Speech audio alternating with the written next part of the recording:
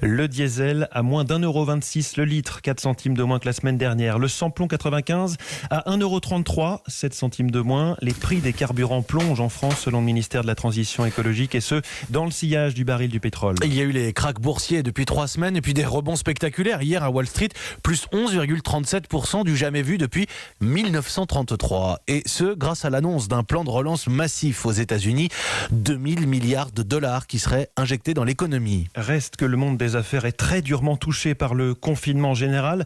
L'impact, même sur les très grandes entreprises françaises, est vertigineux, Emmanuel Dutheil. Tous les grands groupes le disent, c'est une crise majeure pour leur entreprise. Ils sont nombreux à dire que c'est encore impossible d'en chiffrer totalement l'ampleur. C'est le cas de Bouygues qui ne donne plus d'objectifs financiers pour cette année. Sa filiale TF1 notamment est très impactée par l'effondrement du marché publicitaire.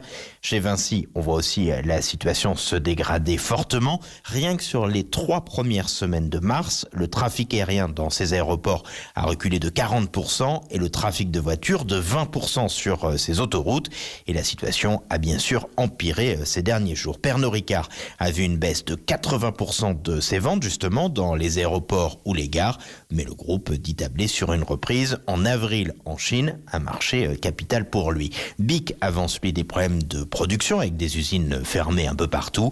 EDF parle lui aussi d'un possible manque d'électricité l'an prochain. Son programme d'entretien des centrales est en effet totalement chamboulé. On n'a donc pas fini d'en voir les conséquences.